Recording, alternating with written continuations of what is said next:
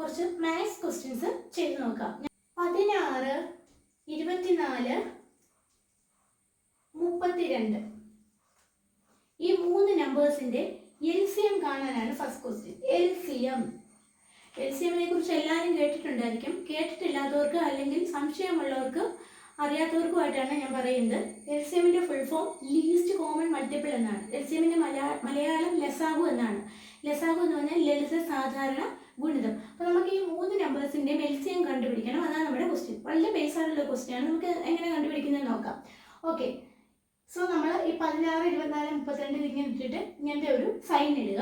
എന്നിട്ട് ഈ 3നെ കോമൺ ആയിട്ട് മൾട്ടിപ്ലൈ ചെയ്യാൻ പറ്റുന്ന ഏതെങ്കിലും ഒരു ഫാക്റ്റ് ഉണ്ടോ എന്ന് നോക്കുക. ഏറ്റവും ചെറിയ ഫാക്റ്റ് എടുത്ത് വെച്ചാൽ മതി.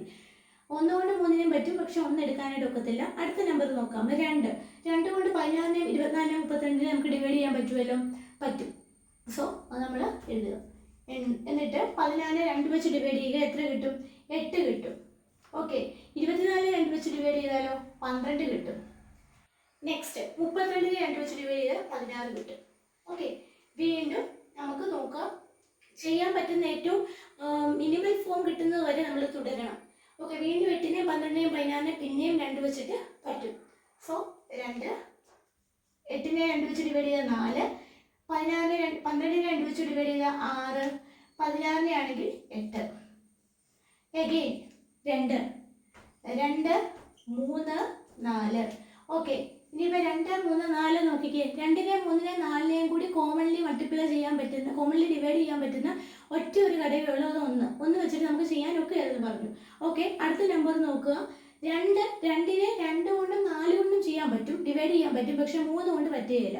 അപ്പോൾ ഈ LCM കണ്ടുപിടിക്കാനായിട്ട് അറ്റ്ലീസ്റ്റ് ഇപ്പം നമുക്ക് 3 ഘടകങ്ങളാവുള്ളതെങ്കിൽ 3 ഘടകങ്ങളെ കണ്ടുപിടിക്കേണ്ടതെങ്കിൽ അറ്റ്ലീസ്റ്റ് 2 എണ്ണത്തെയും ഡിവൈഡ് ചെയ്യാനായിട്ടുള്ള ഒരു കോമൺ നമ്പർ ഉണ്ടെങ്കിൽ നമുക്കത് ചെയ്യാനായിട്ട് പറ്റും. അതായത് ഈ 3നെ നമുക്ക് 2 കൊണ്ട് പറ്റുകയില്ല, പക്ഷേ 2നെ 4നെ 2 കൊണ്ട് ഡിവൈഡ് ചെയ്യാനായിട്ട് പറ്റും. അപ്പം അതുകൊണ്ട് നമ്മൾ ഇതിനെ 2 കൊണ്ട് ഡിവൈഡ് ചെയ്യുകയാണ്. 2/2 1. 3നെ നമ്മൾ ഒന്നും ചെയ്യുന്നില്ല, 3 ആയിട്ട് തന്നെ എടുത്തെഴുതുക. 4/2 2. ഓക്കെ, ഇനി 3, 3, 2. ഈ ഒരു 3ന്റെ 2നെ കോമൺ ആയിട്ടുള്ള ഒരു ഘടകവുമില്ല. അതുകൊണ്ട് നമ്മൾ ഏറ്റവും മിനിമൽ ഫോം ഇതാണ്.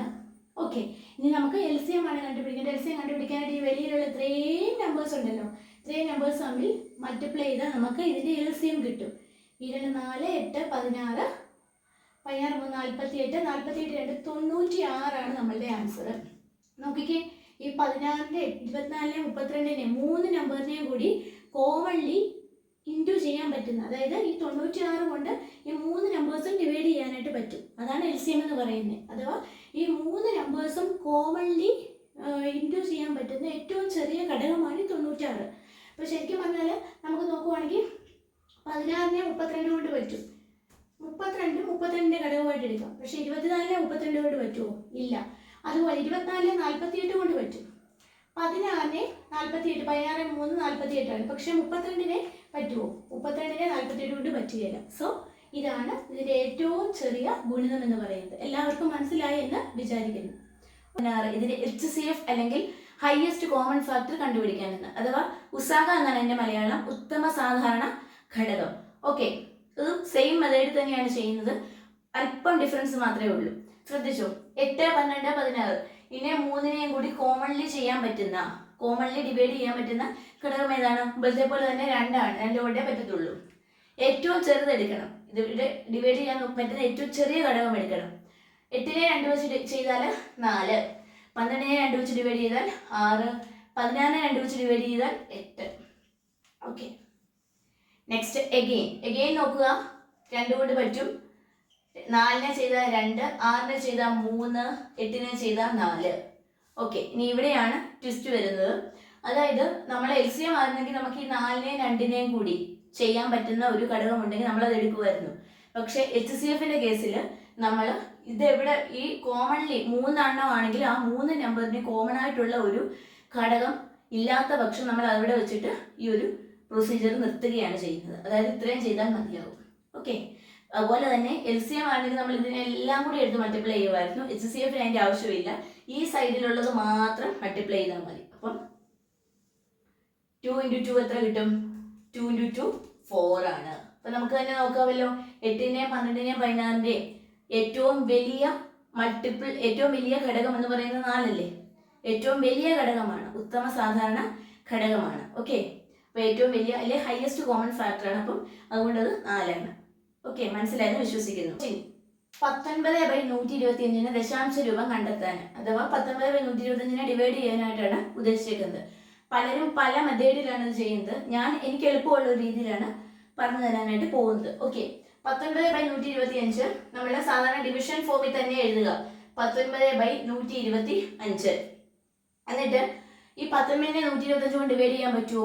ഇല്ല. 19 ആണ് ചെറിയ സംഖ്യ, വലുതിനെയല്ലേ ചെറുതുകൊണ്ട് പറ്റത്തുള്ളൂ.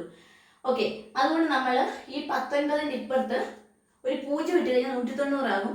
അപ്പോൾ 190 125-നേക്കാളും വലുതാക്കും. പക്ഷേ നമുക്ക് അങ്ങനെ ഡയറക്റ്റ്ലി 0 ഇട്ട് കൊടുക്കാനായിട്ട് അധികാരമില്ല.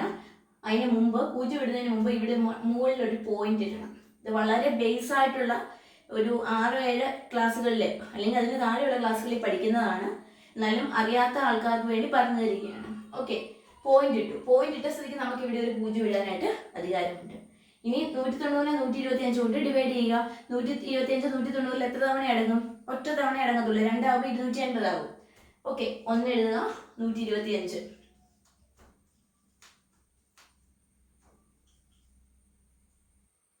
ഓക്കെ, 65 കിട്ടി. 65 പിന്നെ നമുക്ക് ചെയ്യാം. നമുക്ക് ഇതിങ്ങനെ ഇടാനായിട്ട് പറ്റുകയില്ല. ഒരു ഫൈനൽ ഒരു 0 വരുന്ന രീതിയിൽ ഒന്ന് ചെയ്ത് അവസാനം ഒരു റിസൾട്ട് ഉണ്ടാക്കണം. അതായത് ഓപ്ഷൻ അനുസരിച്ച് വേണമല്ലോ നമ്മൾ ചെയ്യാനായിട്ട്. 0.1 എന്നുള്ളൊരു ഓപ്ഷൻ ഇല്ല. ഓക്കെ, അപ്പം അതിന് പകരമായിട്ട് പിന്നെ ഈ 65-ൽ 125, 65 ചെറിയ നമ്പറാണ് 125-നേക്കാളും. സോ അത് നമുക്ക് 125-നേക്കാളും വലുതാക്കി അപ്പുറത്ത് നമുക്കൊരു 0 ഇട്ട് കൊടുക്കണം. ഇവിടെ ഇനി പോയിന്റ് ഇടേണ്ട ആവശ്യമില്ല. ബിക്കോസ് ഇവിടെ ഒരു പോയിന്റ് ഉള്ള സ്ഥിതിക്ക് നമുക്ക് താഴെയുള്ള ഇങ്ങോട്ട് ചെയ്യുന്ന വഴിയിൽ എവിടെ വേണമെങ്കിലും നമുക്കൊരു 0 ഇട്ട് കൊടുക്കാനായിട്ടുള്ള ഒരു റൈറ്റ് ഉണ്ട്. ഓക്കെ, അതാണ് റൂള്. അപ്പൊ നമ്മൾ ഇവിടെ ഒരു 0 ഇട്ട് കൊടുത്തു. വീണ്ടും 125 നോക്കുക, എത്ര തവണയുണ്ട്? 125 × 4 നോക്കാം. ഓക്കെ, 125 × 5 ആണ്. 125 × 5 625 ആണ്. ഓക്കെ, ഇത് സാധാരണ ഡിവിഷനേ ഉള്ളൂ, ഞാൻ പറഞ്ഞതിന്റെ ആവശ്യമില്ലല്ലോ. 25 പിന്നെയും 25 125-ൽ അടങ്ങുകയില്ല, ചെറുതാണ്. ഇവിടെ ഒരു പോയിന്റ് ഉള്ള സ്ഥിതിക്ക് ഈ ഒരു 0 ഇട്ട് കൊടുക്കുക. ഓക്കെ, അപ്പം 250 125 2 തവണ അടങ്ങും. സോ ഇത് കിട്ടും. ഇവിടെ നമ്മൾ 0 ആക്കി.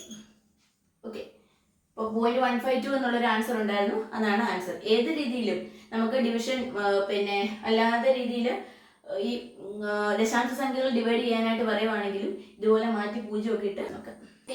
നെക്സ്റ്റ് ക്വസ്റ്റ്യൻ, 21ന്റെ സ്ക്വയർ എന്ന് പറയുന്നത് 441 ആണ്. അപ്പോൾ √4.41 എത്രയാണെന്നാണ് ചോദിച്ചേക്കുന്നത്. ഓക്കെ, അതായത് 21ന്റെ സ്ക്വയർ എന്ന് പറയുന്നത് 441 നമുക്ക് തന്നിട്ടുണ്ട്. അപ്പം ഈ √441 എന്ന് പറയുന്നത് 21 ആയിരിക്കുമല്ലോ. അത് തന്നെയല്ലേ ഇവിടെ തന്നേക്കുന്നത്, ക്വസ്റ്റ്യൻ തന്നേക്കുന്നത് അതാണ്. ഓക്കെ, നമുക്കിനി പിന്നെ √4.41 കണ്ടുപിടിക്കണം. ഇത് കഴിഞ്ഞിട്ട് ഈ പോയിന്റ് കഴിഞ്ഞിട്ട് ഇവിടെ എത്ര സംഖ്യകളുണ്ട്? 2 ഡിജിറ്റ്സ് ആണ് ഉള്ളത്. ഓക്കെ, അപ്പൊ നമുക്ക് ഈ 21 ഇട്ടിട്ട് 21 എന്നുള്ളതിന്റെ എവിടെയാ? ഇതിന്റെ ഒരു പോയിന്റിന് ഇപ്പുറത്ത് 1 ഡിജിറ്റ് വരുന്ന രീതിയിൽ നമ്മൾ എഴുതി വെച്ചാൽ മതി, നമ്മുടെ ആൻസർ ആകും. അതായത് ഇതിന്റെ പോയിന്റ് കഴിഞ്ഞിട്ട് എത്ര സംഖ്യകളുണ്ടെന്ന് നോക്കുക. അതിന്റെ പകുതി സംഖ്യകൾ മാറ്റി ഇവിടെ പോയിന്റ് ഇട്ട് കൊടുക്കണം. അതായത് ഇപ്പം പിന്നെ √4.41 എന്ന് പറയുമ്പം എന്താണ്? 4.41 = 2.1 × 2.1 എന്നാണ്. അപ്പോൾ ആ ഒരു ആൻസർ കിട്ടണമെന്നുണ്ടെങ്കിൽ ഇവിടെ 2 സ്ഥാനം മാറ്റി കുത്തിടണമെന്നുണ്ടെങ്കിൽ ഇവിടെ ക്വസ്റ്റ്യനിൽ എത്ര മതി? 0.1 മതി. ഒരു സ്ഥാനം മാത്രം മാറ്റി കുത്തിട്ടേച്ചാൽ മതി. ഒരു ക്വസ്റ്റ്യൻ കൂടി ഞാൻ പറഞ്ഞുതരാം, അതുകൂടി കഴിയുമ്പോഴത്തേക്ക് നിങ്ങൾക്ക് ഏകദേശം മനസ്സിലാകും. ഇപ്പം നമുക്ക് ഞാനൊരു ഓക്കെ,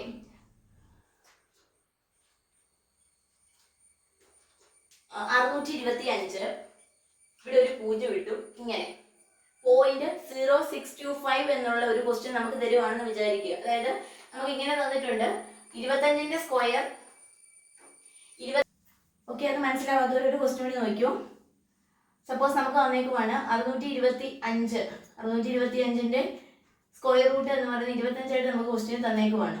സോ നമ്മളോട് കണ്ടുപിടിക്കാനായിട്ട് ചോദിക്കുവാണ് 0.000000 0.625 എത്രയാണെന്ന് കണ്ടുപിടിക്കാനായിട്ട് ചോദിക്കുവാണെന്ന് വിചാരിക്കുക. ഓക്കെ, അപ്പോൾ നമ്മൾ ഈ ക്വസ്റ്റ്യൻ നോക്കിയേ. ക്വസ്റ്റ്യനകത്ത് പോയിന്റ് കഴിഞ്ഞിട്ട് എത്ര ഡിജിറ്റ്സ് ഉണ്ടെന്ന് നോക്കിയേ. 1 2 3 4 5 6 ഡിജിറ്റ്സ് ഉണ്ട്. സോ സ്ക്വയർ റൂട്ടിനകത്ത് പോയിന്റ് കഴിഞ്ഞിട്ട് എത്ര എണ്ണം വേണം? 6ന്റെ പകുതി 3 എണ്ണം മതി. അതായത് 25 നമുക്ക് തന്നിട്ടുണ്ട്, 2 ഡിജിറ്റേ ഉള്ളൂ. അപ്പം പോയിന്റ് കഴിഞ്ഞിട്ട് 25 ഇട്ട് വേണം, നമുക്ക് 2 ഉള്ളൂ. നമുക്ക് ക്വസ്റ്റിനകത്ത് 6 പൊസിഷൻ മാറ്റിയാണ് കുത്തിട്ടേക്കുന്നത്. അപ്പോൾ ഇവിടെ നമുക്ക് എന്ത് ചെയ്യണം? 3 പൊസിഷനിൽ മാറ്റണം. അപ്പോൾ ഇവിടെ നമുക്ക് 0 ഇട്ട് കൊടുക്കാം. 0 ഇട്ട് കൊടുത്താൽ വാല്യൂവിന് വ്യത്യാസം വരികയല്ലോ. ഓക്കെ, എപ്പോഴും 0 ഇപ്പോഴത്തെ സൈഡിലായിട്ട് ഇടുക, അല്ലാണ്ട് വലതുവശത്തായിട്ട് ഇട്ട് കഴിഞ്ഞാൽ വാല്യൂ വ്യത്യാസം വരും. 25 250 മാറും. ഓക്കെ, ഇപ്പം കണ്ടോ. അടുത്ത ക്വസ്റ്റ്യൻ നോക്കാം. 5 പേരുടെ ശരാശരി വയസ്സ് 12 ആണ്. അതിൽ ഒരു കുട്ടിയുടെ വയസ്സ് 8 ആയാൽ ബാക്കി 4 പേരുടെ ശരാശരി വയസ്സ് എത്രയാണ്? ഓക്കെ, 5 പേരുടെ ശരാശരി വയസ്സ് കണ്ടിട്ടുണ്ട്. നമുക്കറിയാം ആവറേജ് കണ്ടുപിടിക്കുന്ന ഇക്വേഷൻ എങ്ങനെയാണ്? Average equal to sum by numbers ആണല്ലോ. സം ബൈ നമ്പേഴ്സ് ആണ് ആവറേജ് എന്ന് പറഞ്ഞ് കണ്ടുപിടിക്കുന്നത്. ഓക്കെ, നമുക്ക് ഇവിടെ തന്നിട്ടുണ്ട് ശരാശരി വയസ്സ് 12 എന്ന് തന്നിട്ടുണ്ട്. ഓക്കെ, 12 എന്ന് തന്നിട്ടുണ്ട്. അപ്പോൾ ഈ ആവറേജിന്റെ സൈഡ് നമുക്ക് 12 എഴുതാം. ഓക്കെ, സം നമുക്ക് അറിയത്തില്ല. സം നമ്മൾ സമായിട്ട് തന്നെ ഇട്ടു. എത്ര പേരുടെ നമ്പേഴ്സ് ആണ്? എത്ര പേരുടെയാണ്? 5 പേരുടെയാണ്. 5 പേരുടെ ആയതുകൊണ്ട് ഇവിടെ നമ്മൾ നമ്പേഴ്സിന്റെ കൂട്ടത്തിൽ 5 എന്ന് ഇട്ടു. ഒന്നുമില്ല, ജസ്റ്റ് ഇക്വേഷനോട് സബ്സ്റ്റിറ്റ്യൂട്ട് ചെയ്തു, അത്ര ചെയ്തിട്ടുള്ളൂ. ഓക്കെ, അപ്പോൾ നമുക്ക് ഈ ഇവിടുന്ന് സം കണ്ടുപിടിക്കാമല്ലോ. നമുക്കറിയാം ഈ സം കണ്ടുപിടിക്കാനായിട്ട് എന്ത് ചെയ്യാൻ പറ്റും? ഇവിടെ ഇങ്ങനെ മൾട്ടിപ്ലൈ ചെയ്യാനായിട്ട് പറ്റും. ഓക്കെ, അപ്പോൾ സം ഈക്വൽ ടു എന്താണ്? 12 × 5 ഈക്വൽ ടു 60 ആണ്. 60 ആണ് നമ്മുടെ ടോട്ടൽ സം. അതായത് എത്ര? 5 പേരുടെ ആകെ വയസ്സ് എന്ന് പറയുന്നത് 60 ആണ് എന്ന് നമുക്ക് കിട്ടി. ഇനി നമുക്ക് ക്വസ്റ്റ്യനിൽ ഒരു ഹിന്റ് കൂടി തന്നിട്ടുണ്ട്. ഒരു കുട്ടിയുടെ വയസ്സ് 8 ആണ്. ഒരു കുട്ടിയുടെ വയസ്സ് 8 ആണെങ്കിൽ ആ കുട്ടി ഒഴികെ ബാക്കിയുള്ളവരുടെ വയസ്സ് എത്ര ആയിരിക്കും? ബാക്കിയുള്ളവരുടെ വയസ്സ് എന്ന് പറയുന്നത് 60 - 8, അതായത് 52 ആയിരിക്കും. 52 ആയിരിക്കും. അപ്പൊ നമ്മളോട് ചോദിച്ചേക്കുന്നത് എന്താണ്? ബാക്കി ഈ 4 പേരുടെ, ഈ കുട്ടിയുടെ വയസ്സ് ഉൾപ്പെടുത്താതെ ബാക്കി 4 പേരുടെ ശരാശരി വയസ്സ് കണ്ടുപിടിക്കാനാണ് ക്വസ്റ്റ്യൻ പറഞ്ഞേക്കുന്നത്. അപ്പൊ ബാക്കിയുള്ളവരുടെ സം 52 ആണ് എന്ന് നമുക്ക് കിട്ടി. ഓക്കെ, ഇനി നമുക്ക് ആവറേജ് കണ്ടുപിടിക്കാനാണോ പ്രയാസം? എന്ത് ചെയ്താൽ മതി? ഈ ഇക്വേഷനിലൂടെ തന്നെ സബ്സ്റ്റിറ്റ്യൂട്ട് ചെയ്താൽ മതി. സം കിട്ടി 52. 52/4. ഉത്തരം ഡിവൈഡ് ചെയ്യുമ്പോൾ 13 കിട്ടും. ഇതിന്റെ ഓഡ് വൺ കണ്ടുപിടിക്കാനാണ് 11, 13, 15, 17. ഓഡ് വൺ കണ്ടുപിടിക്കാൻ നമുക്ക് സിമ്പിൾ ആയിട്ട് നോക്കിയാൽ തന്നെ മനസ്സിലാവും. എന്താണ്? ഇതിൽ 15 ഒഴികെ ബാക്കി എല്ലാ നമ്പേഴ്സും എന്താണ്? പ്രൈം നമ്പേഴ്സ് ആണ്. എന്താണ് പ്രൈം നമ്പേഴ്സ് എന്ന് പറയുന്നത്? ഒരു സംഖ്യക്ക് ആ സംഖ്യയും 1 മാത്രം ഘടകമായിട്ടുള്ള നമ്പേഴ്സിനെയാണ് പ്രൈം നമ്പേഴ്സ് എന്ന് പറയുന്നത്. 11-ന് 11ഉം 1 മാത്രമേ ഉള്ളൂ. 13-നും അതെ, 17-നും അതെ, 15-ന് 5ഉം 3ഉം എല്ലാം 15-ന് ഘടകമായിട്ട് വരും. സോ ഓഡ് വൺ ഏതാണ്? 15 ആണ്. അടുത്ത ക്വസ്റ്റ്യൻ, ശ്രേണിയിലെ അടുത്ത നമ്പർ കണ്ടുപിടിക്കുക. 1, 8, 27, 64. അടുത്ത നമ്പർ ഏതാണെന്നാണ് ചോദിച്ചേക്കുന്നത്. അപ്പൊ ഈ നിലവിലുള്ള ശ്രേണിയിലെ നമ്പേഴ്സ് തമ്മിൽ എന്തെങ്കിലും ഒരു ബന്ധം കാണും. ആ ബന്ധം വെച്ചിട്ട് നമുക്ക് വിട്ടുപോയ നമ്പർ ഏതാണെന്ന് കണ്ടുപിടിക്കാൻ ഒക്കത്തുള്ളൂ. നോക്കിക്കേ, ഒന്നാമത്തെ നമ്പർ എന്ന് പറയുന്നത് 1ന്റെ ക്യൂബാണ്. 1ന്റെ ക്യൂബ് 1 തന്നെയാണ്. രണ്ടാമത്തെ നമ്പറോ 2ന്റെ ക്യൂബാണ്, 8 ആണ്. മൂന്നാമത്തെ നമ്പർ 3ന്റെ ക്യൂബ്. നാലാമത്തെ നമ്പർ 4ന്റെ ക്യൂബ്. സോ അഞ്ചാമത്തെ നമ്പർ എത്ര ആയിരിക്കും? 5ന്റെ ക്യൂബ് ആയിരിക്കും. എത്രയാണ് 5ന്റെ ക്യൂബ്? 125. സോ അതായിരിക്കും ആൻസർ. നിങ്ങൾ സ്ക്വയറും ക്യൂബും എല്ലാം കുറെ നമ്പേഴ്സിന്റെ 10 വരെയുള്ള നമ്പേഴ്സിന്റെയും കാണാതെ പഠിച്ചിട്ട് വേണം എക്സാമിന് പോകാൻ. ഇത്തരം ഇത് വരുവാണെങ്കിൽ നമുക്ക് പെട്ടെന്ന് മനസ്സിലാക്കാൻ വേണ്ടിയാണിത്.